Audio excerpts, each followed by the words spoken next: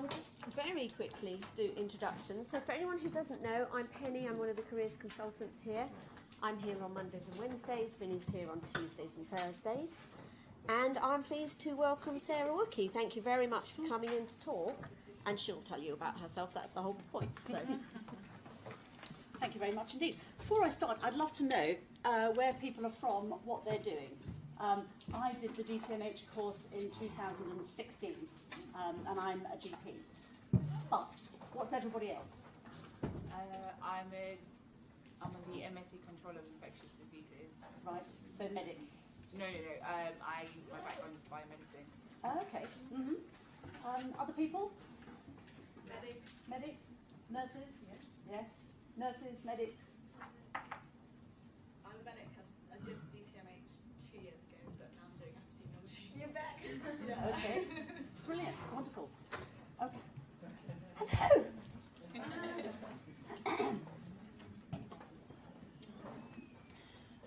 So I've been asked to talk about me, which is just fabulous.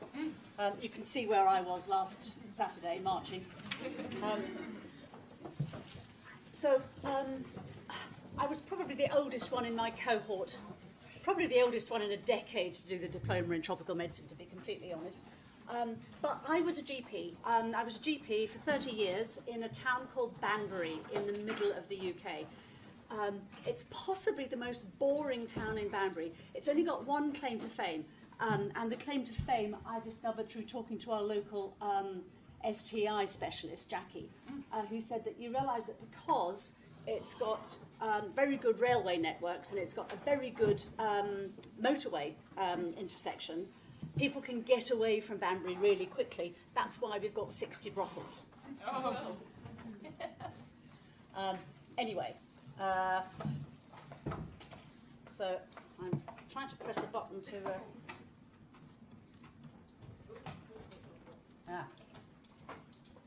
You there? Okay, so that's where I worked for 30 years. Well, a building and then that building. I was a standard GP. Large practice, about 8 partners, and I loved it. I thought it was great. But I thought, once I sort of got to nearly 60, do I carry on until someone taps me on the shoulder and says, don't you think it's about time you thought about moving on, or do I actually anticipate that movement and go before I'm pushed? So I thought, okay, I'll go before I'm pushed. And I thought, well, what am I going to do now? And I'd been interested in tropical medicine. I'd been an expedition doctor for about 7 or 8 years before that. So in my holidays, people who were doing charity expeditions to cycling across Kenya or walking up Kilimanjaro, that sort of thing, I'd been the medic for them. So I'd done a little bit of work abroad, but not a lot. I went to the infinitely more architecturally impressive building in London, did the diploma, and then started looking at organisations to go and work with. What impressed me about MSF, well, I'll just tell you a little bit about it. You've worked with MSF, has anybody else worked with MSF? Okay, so it was started in 1971 by a couple of hippie doctors in France. It's what it says on the tin. It's independent. It's an emergency medical humanitarian organisation, and I rather like the idea of it because it's independent and it's neutral and it's impartial. So it tends not to take money from government, so it doesn't have to toe any government line. It means it can be rude to governments. It can stand up and say what you're doing is not right and not worry that half of their funding is going to be cut as a result. And I've always liked organisations that are rude. I think they're healthy. So that's what it does. And it's three principles, as I say. Those are the ones that appeal to me: neutral, impartial, and independent. And it's not religious. And I'm a recovered Catholic. I don't have any. I don't even have any antibodies. But I'd rather work with something that's completely non-religious. And I had assumed when I sort of started finding out about it that it was mainly doctors and maybe a few nurses, but actually the vast majority of people are support staff. 35,000 people, it's huge. And as you can see, it's nurses and doctors, erroneous proportion of the people who were employed. And as I say, it's independent, it's neutral, it's impartial. And they suggested Chad. And you probably are all much more geographically aware than me, and you know exactly where Chad is. I hadn't the faintest idea where Chad was, so looked at it, find out where it is on the map. Do I know anything about Chad? No, absolutely nothing. So I found a few statistics about Chad and thought I'd compare and contrast them with the United Kingdom. So I won't read them out, you can see those for yourself.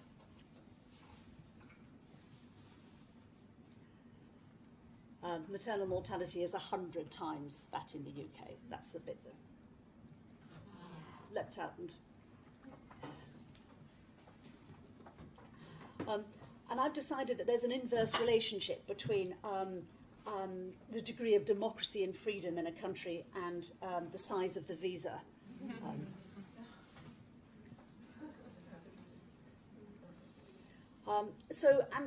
Chad has got almost no infrastructure. It's got one international airport that you can fly in and out of. There's only one Tarmacadam road outside the capital, and it goes nowhere near Antiman, which is in the south east of the country, which is where I was working. So the United Nations Humanitarian Air Service runs a scheduled airline, basically, within the country for people working in the humanitarian sector. And that was our plane.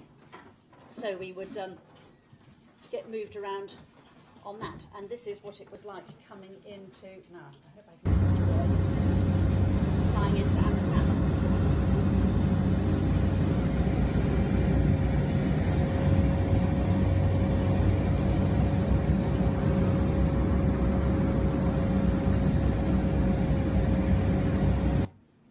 So it's dry, it's dusty.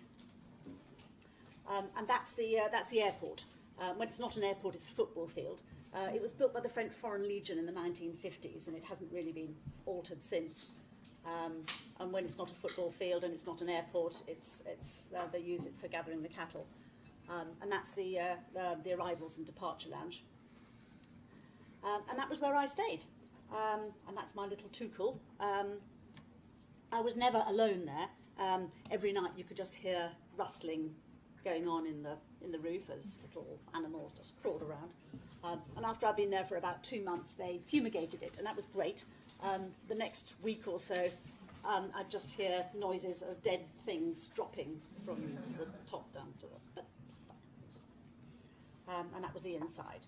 So mosquito net, Wi-Fi sometimes, electricity sometimes. But it was hot. It was really, really, really hot. And that made doing the job quite difficult. But you know, that's what it was. So what did I do? This is the hospital, and the hospital had about 250 beds, and MSF had undertaken to provide clinical care for maternity, midwifery, not obstetric surgery, but midwifery, anything paediatric up to the age of 15, HIV, TB, and severe acute malnutrition in children under 5. And that for me was the first bit that was odd, in that you were in a hospital where there would be some people who were getting care that was provided by the government and was completely different from the care that MSF is providing. And they were having to pay for it, and you could see that the quality of what they were getting was very, very substandard and sometimes completely inappropriate, but it was nothing to do with us. And you had to be very careful about saying, actually, this is all we're doing, when we don't have the funds, we don't have the resources to extend what we're here to do. And I did find that odd and strange, but because I'm used to working in the United Kingdom where there's universal access. That's a building. That's one of the wards that was built by MSF a couple of years ago, and that's the. Sometimes it's used for general peds and sometimes for severe acute malnutrition. I will be showing a few clinical photos, and the clinical photos that I have taken were all taken with verbal consent, because most people are illiterate, and on the understanding that they would be used for teaching and sharing amongst professionals. I don't want to run the risk of some of these photographs just being shown around to people, so please don't take photos of the slides that I'm going to show. I'm sure you'll be professional and you'll understand.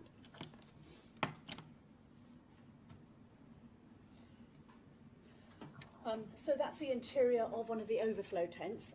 Every year there's the 2 or 3 hunger months before the harvest, where basically people run out of food, and the people who show the effects of running out of food first are the small kids, the 1 to 5 year olds. So this is the severe acute malnutrition ward. Nobody has any reliable electricity supply in Antuman, so everybody plugs their phones into the nearest MSF socket that they can find, and that's a relatively small number of things plugged in. And it was quite difficult taking photographs. A lot of women didn't like having their photos taken, but the photos that I have taken were with permission. So what I did was just get my iPad and stick it under my arm and walk around, just to give you a feel for what the hospital is like.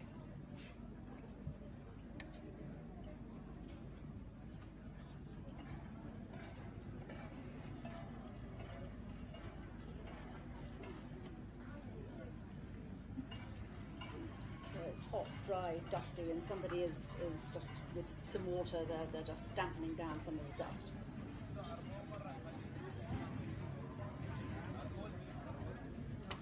The building on the left there is the pharmacy. People loved going into it because it's the only air-conditioned building in the entire place.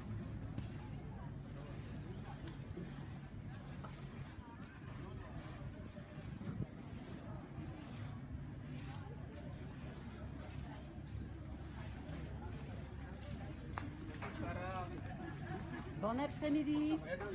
Comment ça va? Merci. So that's the standard method of weighing the kids every day. And that's the sanitation unit. The soap is in the plastic container.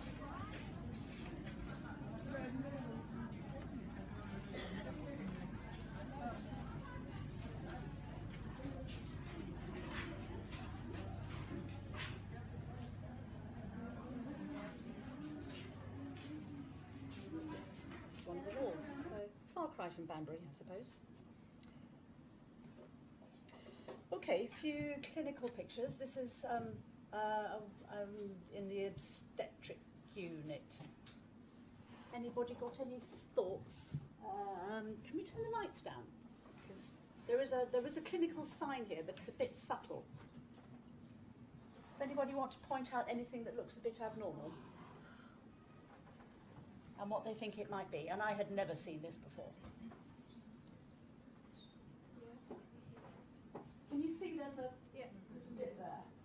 She's just about to rupture her uterus. And I'd never seen that, so she needed an immediate cesarean.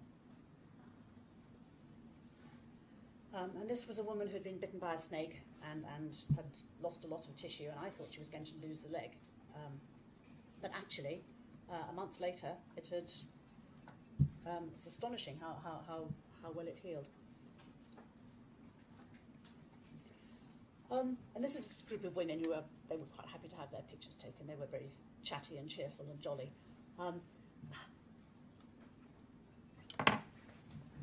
I'll come on to a little bit at this stage to the role of women in Chad. That was something that I probably found that I had the most difficulty in coming to terms with. They have, basically they don't have any human rights.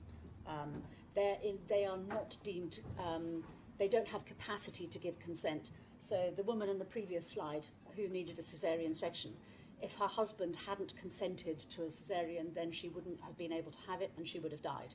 And we had women die because their husbands withheld consent for life-saving treatment. and that wasn't something that we could overrule. Even if the woman wanted it, if her husband said no, then she didn't have it. A woman is old enough to get married when her feet touch the ground, when she's sitting on a chair. The only way in which a woman's status can be improved is by having lots and lots and lots of children. And there's really no other way in which they can gain status within the community. And we saw an 18-year-old having her 6th baby. They tend to be last in the pecking order when it comes to nutrition and being looked after in the wider community and the family. And there was a woman in the postnatal ward who'd had twins and who had an infection, and I was doing sums to work out how much gentamicin she needed, and got her weighed, and she was 36 kilos, and nobody batted an eyelid. It was just, okay, 36 kilos, work it out, rather than, oh my God, this woman has just given birth to twins and she weighs 36 kilos. And female genital mutilation was very, very prevalent. It's about 90%. And there was about a third were in Amtimana Christian, about a third Muslim, and about a third tribal religions. And the prevalence of FGM cut across all 3 religions. It was nothing to do, didn't appear to be anything to do with religion, and it was all to do with local, yeah, whatever, yeah. And I found that tough as well. And the bit that struck me is that it's like if you're, I suppose if you're in a religious cult and you've been brought up in a religious cult, you don't realise that what you're being brought up in is abnormal until you've lived outside that bubble for a while, and then you're able to look in and go, that wasn't right. And that's the feeling that I got about the women in this area, that they were leading these incredibly disadvantaged lives, but they were completely unaware of it. As far as they were concerned, this is just normal, this is how it is. So they weren't angry. And I felt like, get angry, you need to get angry. And they just look at me. This is a kid, there are a lot of schools, just open fires, cooking, a lot of boiling water at schools on kids. This kid did fine. As you can see, it's fairly superficial. Quite a lot of children come in having tried home remedies first, and then when they don't work, they come in. And this child came in a coma and very sadly died a couple of days after arriving, but had this clinical sign. That's not dirt on her tummy. Anybody got any thoughts?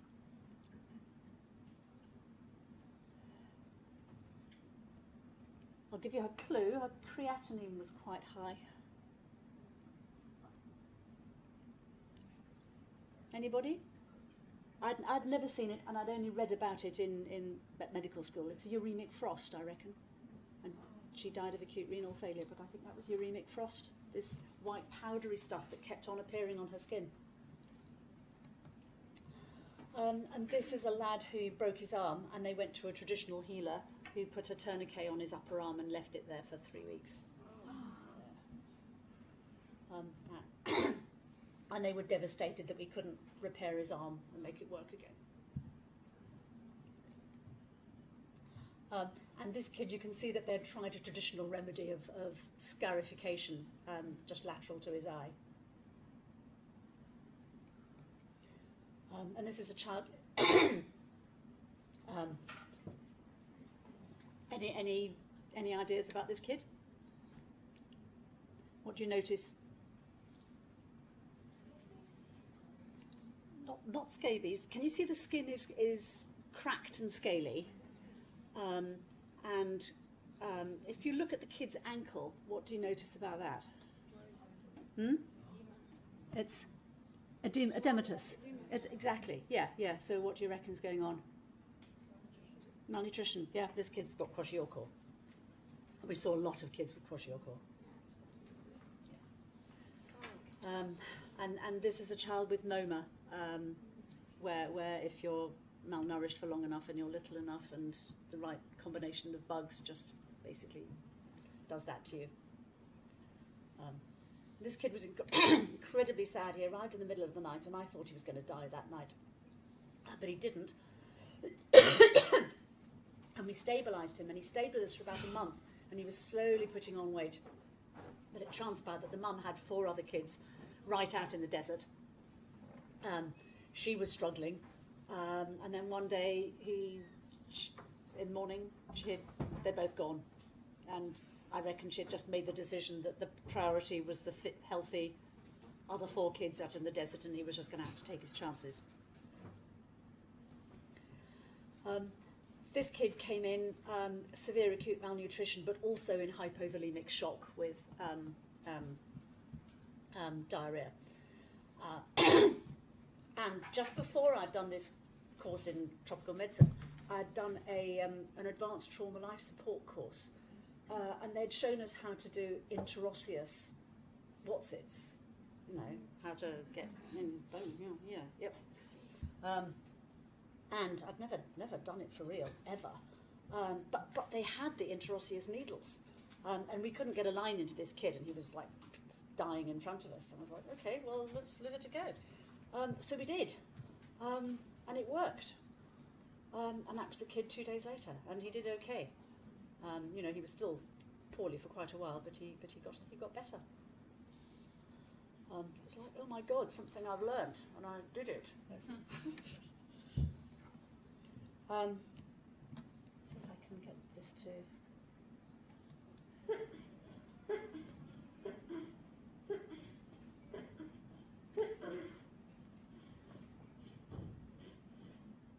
Anybody got any thoughts?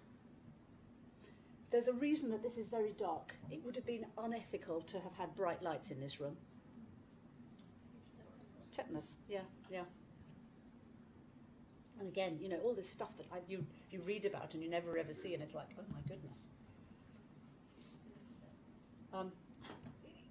Antiman isn't exactly overrun by Western, yeah?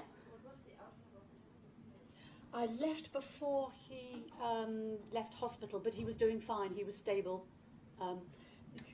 MSF has got very, very good, well-written, evidence-based guidelines for absolutely everything you can possibly think of. If I had been at this talk and I were you, I'd be going, oh my God, I wouldn't know where to start.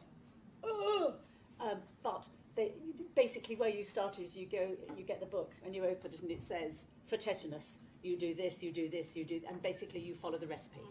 And they've got it for nearly everything. Nearly everything. I'll come on to what they didn't have it for when I needed it in a minute. Oh, thank you very much. So, yes, not a lot of white people in Amtiman, and when kids see us, they don't respond with complete joy all the time. Can't think why. And that's a standard reaction. After the kids have been have you done severe acute malnutrition yet as part of the diploma? I don't know if you remember, but there are various stages. There's stage 1, stage 2, stage 3. Stage 1 is when they're really ill. They can't drink for themselves. You have to put a tube down. Stage 2 is when they're actually sitting up and they're thinking about, they get an appetite back. And to determine whether or not they're able to go from stage 1 to stage 2, you do what's called an appetite test. And that's what this is.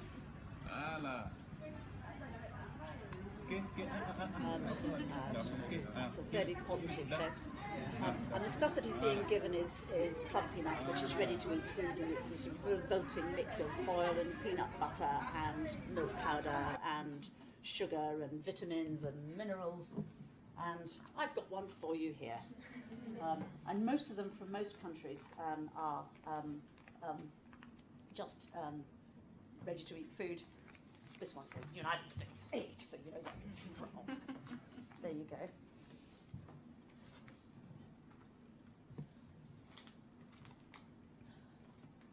And that's what we travelled around in. And I brought one back home.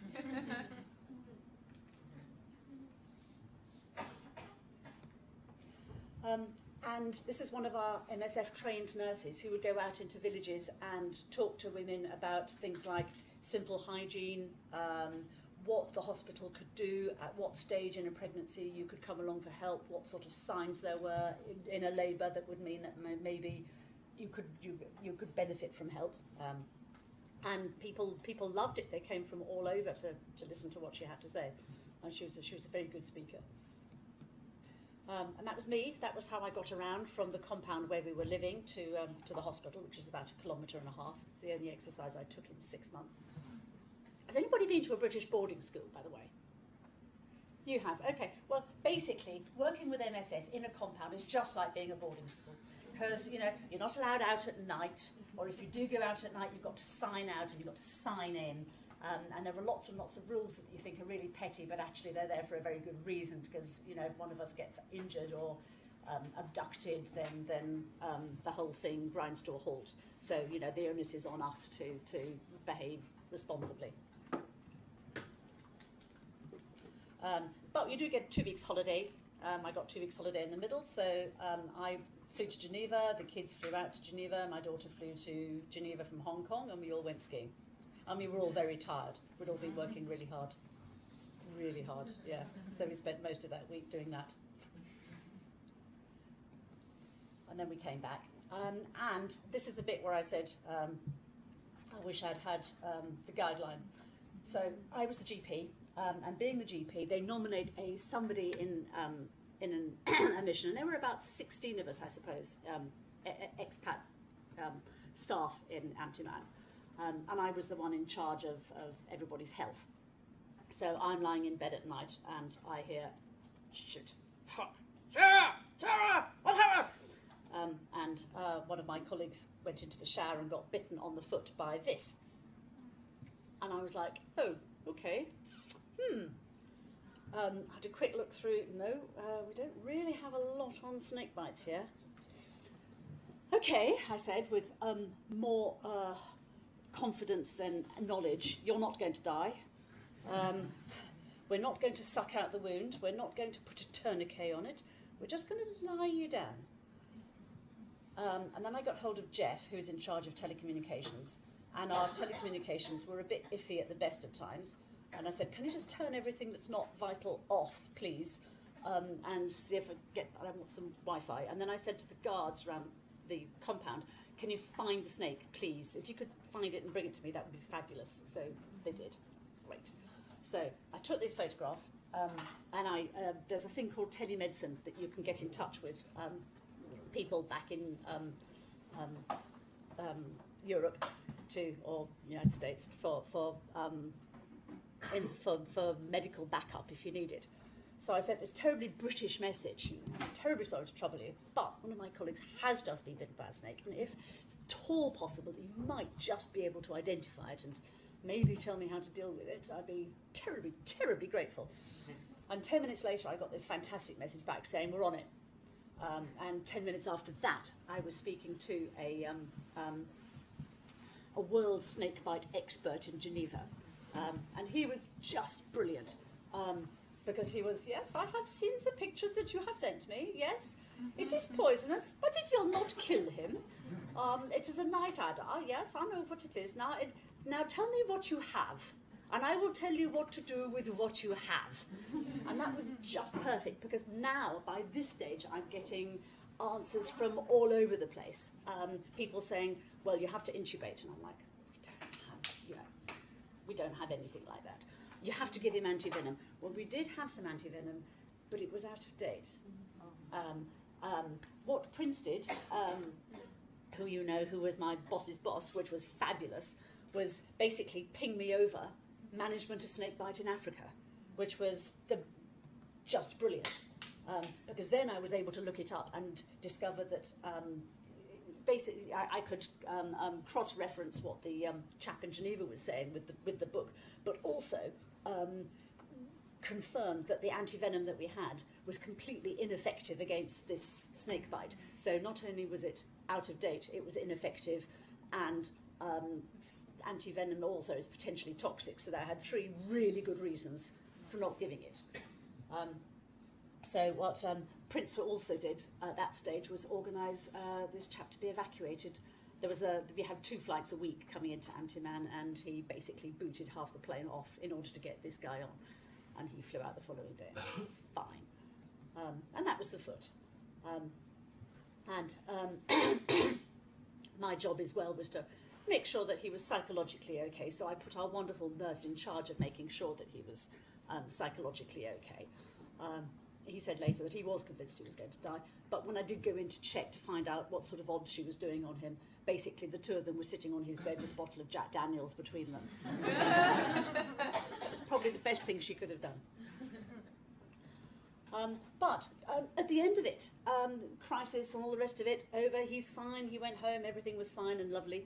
And I went home a couple of weeks later, but nobody wanted the snake. You know, the snake was just sitting there at home, and I thought, I mean, you know, in the compound. It's like, this, you know, this is an opportunity I cannot lose to have a photograph of snake on a plane. Here it is, the actual snake.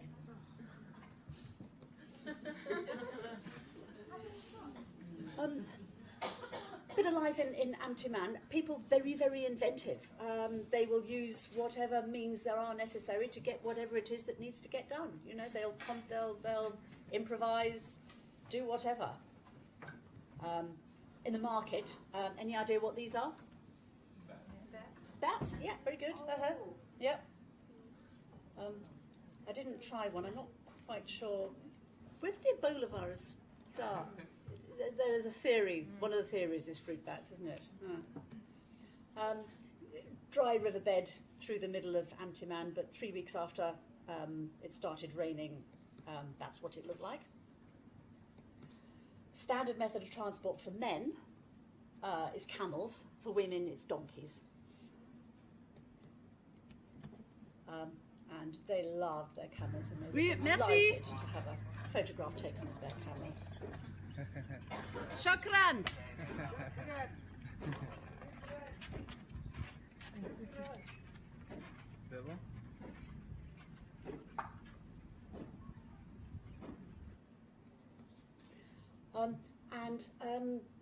Chadian dancing is absolutely amazing. And some dancers came to visit Antiman, and this, you know, this was not for tourists. This was for the locals.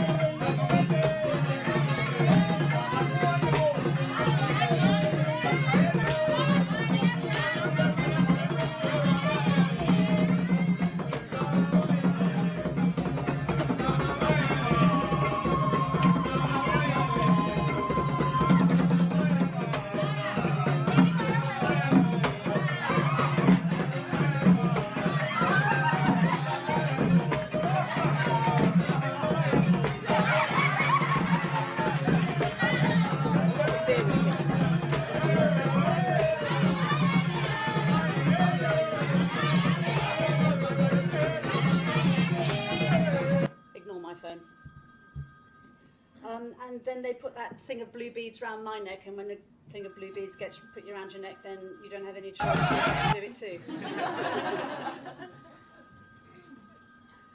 And when when I oh, I'm just going to, sorry, shut up.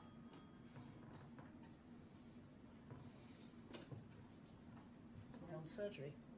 Don't want to do a locum. What is? So the only wine in Antiman was absolutely disgusting. It was appalling. But you could get fairly decent wine in N'Djamena. And when I had a weekend off in N'Djamena, I went to an off license and bought a whole load of boxes of wine and got them put onto the truck that takes 3 days to come out over the desert down to Antiman, and set up in business. So I started selling wine. I was at cost price. I was noble to my colleagues, but that was the effect.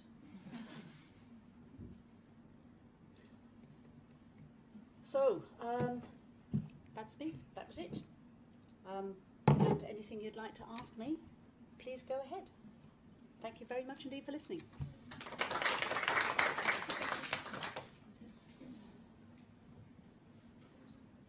How did you, Oh yeah, good idea. how did you cope with the cultural, like, I think I probably offended an awful lot of people a lot of the time, and they cut me a huge amount of slack. I had real difficulty in remembering people's names and differentiating people's faces. I mean, I can't do it with people from my own race, let alone people from another race. So I think I offended lots of people. Also, being British, I don't, when I say in the morning when I'd go into the ward, what they were expecting me to do, and it took me a long time to realise that I was being really rude by not doing it, was going, hello, how are you? Good morning. Hello, how are you? Good morning. Hello, how are you? And hello. No, stop now, it's okay. Actually, not doing that was considered really rude, and it took me quite, and they were really polite to us, and they were very long-suffering, but I suspect that we caused probably quite a lot of offence that I still have no idea that I was doing. Does that answer your question? I was going more along the lines of, how, for example, the status of women and everything, it's not something that, we accept in many places. And when you're there, like, you kind of have to cope with it, like, live with it for the time being at least. I think I was probably a little bit immune. I was a good 10 years above the average age of death. So I think I was given sort of like special status as a really old person. So I was probably treated with much more respect than a lot of the younger women. But also I think as well, I'm afraid being white probably meant that we automatically cut more slack. Yeah. You mentioned that you were a bit concerned about the patients in the hospital being looked after by the local services Yeah. and the MSF. Do they do any sort of local training or development of the staff there, so that there's sort of some continuity when you guys leave, or is it? It varies hugely from project to project, and according to what it can be negotiated locally. If the locals don't want it, then there's no point. And under these circumstances, unfortunately, the gynaecologist was local and didn't want training and wasn't very good. And it led to us having to make some quite difficult ethical, clinical decisions. So, for example, if you had a woman who was in obstructed labour, fetus would die, but she'd be all right if one did nothing, and who lived miles away from anywhere, we would be less inclined to do a caesarean on her, knowing A, that the quality of surgery wasn't particularly good, that she'd be left with a not very good scar, and that she'd be having babies 4, 5, 6, 7 and 8 out in the desert. Maybe it might be an idea to let this baby die and leave her with an intact uterus at least. Why were you bound by the husband's consent? Sorry? Why was it that you needed the husband's consent to do so? Just local custom. But if your patient was about to die, Yes. it would still include life-saving surgery if the husband was murdered. Yes. Extraordinary, isn't it? Absolutely extraordinary. But the consequences of ignoring the husband's view would have been that we would probably have been drummed out of town, and wouldn't have been able to continue to work at all. Yeah. Yeah, how was the overall acceptance of the MSF clinic there? Because you also did some outreach and tried to tell people that the clinic was there, but how is that traditional medicine versus Western medicine, and how far did the locals accept you there at all? Yeah. Probably not as much as one would have liked, because we were seen as being these weird white people coming from somewhere, saying stuff that was completely at odds from what they knew was the right thing to do, because their local people told them this was the right thing to do. So quite a lot of effort went into education, but there was quite a bit of resistance as well. Would you mind talking a bit about MSF's kind of selection process and training for your first mission, and how much choice you have over different things, Right. education or Right. job? Yeah. Well, there's a big online form where you upload your CV and you write a little personal statement about what you've done and why you think you might be suitable. And then they bring you in for an interview. And the most important things that the things that I remember in my interview as being the most important were, you're going to be away for 9 months. How do you think you'll cope with that? And you're going to be in a compound with people you've never met before, and you're going to be seeing them every day for 9 months. How do you think you'll cope? How do you think you will help them to cope with you? And the second was security. When you arrive, the first thing they'll give you is a security briefing. And the security briefing will involve basically where you can go, where you can't go, who you have to inform, how the phones work, where the safe room is. If she said you go somewhere where you have been told you shouldn't go, or you're on the next plane home. It's not negotiable. Because people then would perhaps have to risk their lives. It wouldn't be a forbidden place without a reason. And if you then get into trouble having gone to a forbidden place and somebody then has to go and fish you out, it puts their lives at risk. So those are the two things that were emphasised. With that whole thing of how do you think you'd cope? Yeah. You said you'd done some expedition, being a doctor for Yeah. expeditions. Yeah. Do you think that was essential that you'd had that previous experience in a different place? Good question. Probably not. No, I think it's much more to do with attitude, actually. Being aware that other people will do things that are going to annoy you, and you just got to deal with it. And also be aware that there are things that you're doing that are going to annoy other people, and try to be aware of them and mitigate them as much as you can. No, the expedition stuff I've done wasn't for more than 2-3 weeks at a time, which is, it's much shorter. Could there have been something that they could have told you to warn you about that stuff, about like shaking hands and things like that? Because you'd think that's the sort of thing that would make ease you in and make you settle a bit better. I suspect I was a bit slow on picking up on it, and I think other people probably were a bit more culturally aware than me. I would never have known that you need to go up and shake people's hands, so I just feel like they should tell you. Yeah. But they didn't. Yeah. Sorry. That's right. The MSF provide any sort of pre-departure briefing or training? Yes. For anyone? Yeah. We got sent to Germany for a week for intensive pre-departure briefing.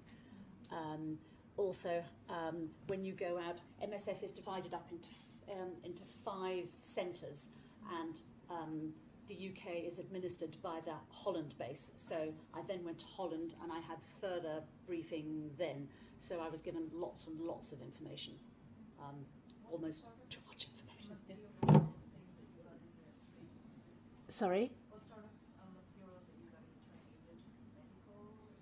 No, it wasn't so much medical. It was more to cope with. It was showing us how to access the medical stuff, because what they didn't want to do was to say this is how you treat typhoid. It was this is how you access the typhoid management.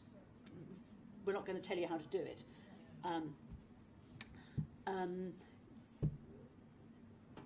So it was how to access it, a lot of it was psychological, how to recognise stress in yourself, how to recognise stress in other people, and how to deal with it, how to keep yourself safe, how to make sure that you're behaving professionally, and what to do if you think somebody isn't behaving professionally.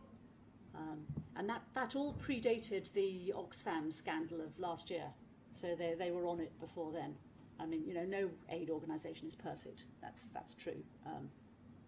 But they were on the professionalism bit fairly firmly.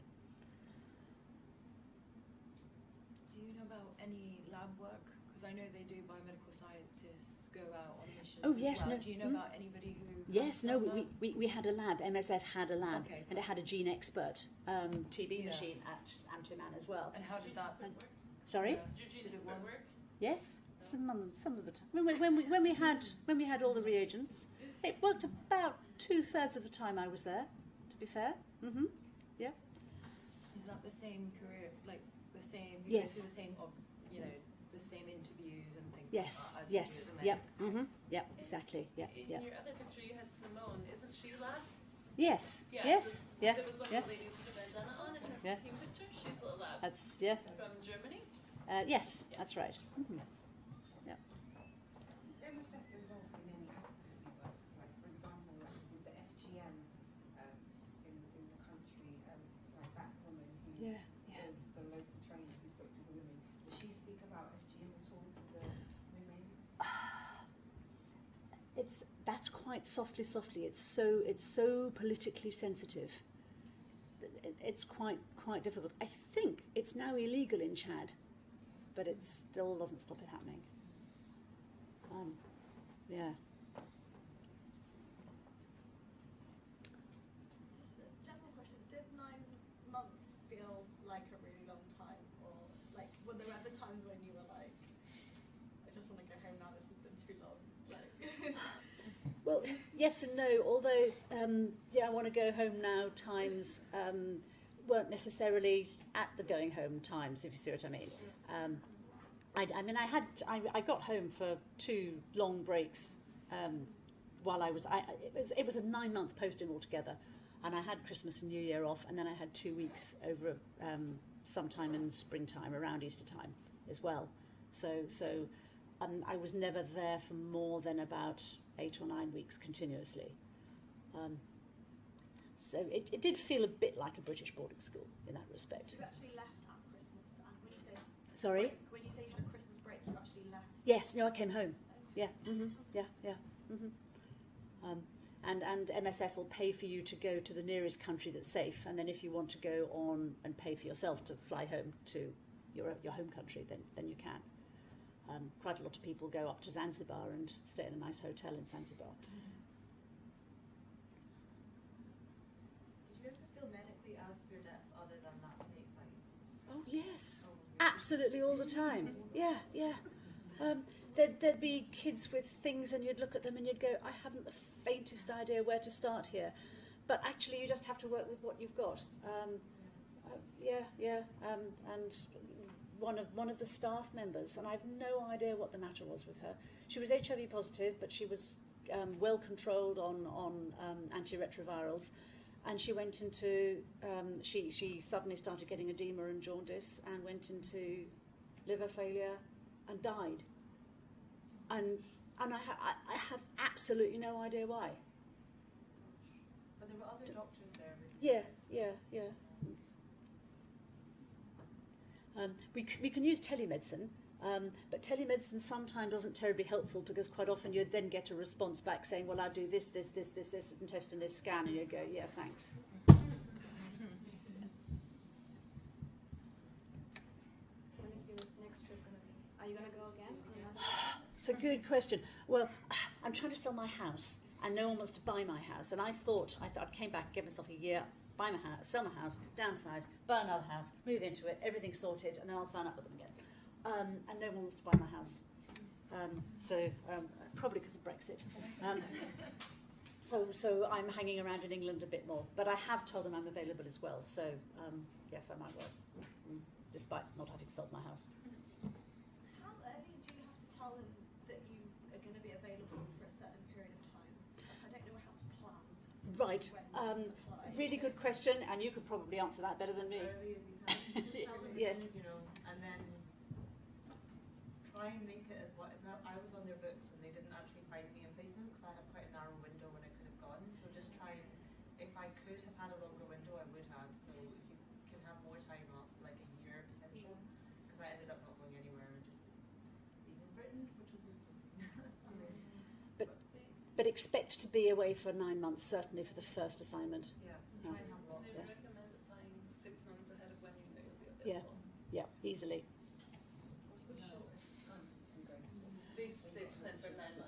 It can be shorter, but It depends on your skill set as well. In that I have a friend who's a breast surgeon, and they would probably want her for a shorter time, because they wouldn't want her for 9 months doing a job. They would want her to be training surgeons to do specific procedures for a period of time, assessing them once they were all up to standard and she was happy that they were doing working at the appropriate standard, then out again, and that would be maybe 3-4 months.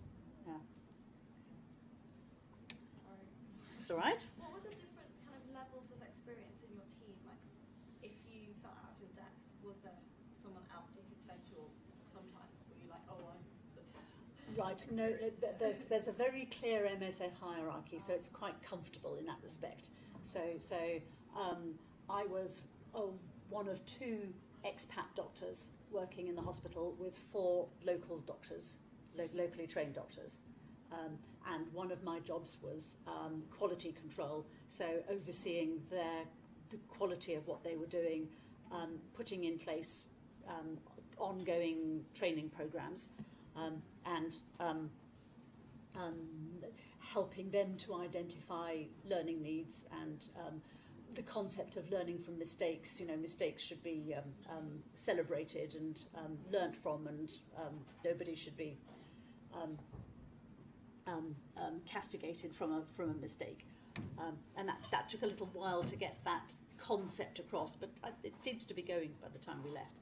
So there were, and we were also in charge of. We were taking turns. We were carrying out the clinical work ourselves as well, because I felt I really can't teach these people to do something when I don't know how to do what I'm asking them to do. You know, I need to be A, doing it so I know what I'm doing, and B, so that they can see that I'm doing what I'm asking them to do, if that makes sense. And then there was what's called a medical team leader, an MTL, who was like my line manager, who was in charge of the clinical staff, so the lab technician, the expat nurse, the other doctor, me, and then above her in Jamaica was Prince, who was the medical. He was head of mission, actually, wasn't he? Oh, I don't know. Yeah, He was I think so. for me. Right. Okay. So one could pass things up the line and get advice and information and support. And also there are clinical advisors back in Europe and they're the people who write the protocols that we're following. So if there was something that I didn't understand with the protocol, or if for a particular reason I wanted to deviate from the protocol and I had a reason for doing it, I'd get in touch with one of them and say, look, under these circumstances, is it reasonable if I actually don't do what you've said here, but I do this? And then they would then reply saying yes or no for, yeah. No.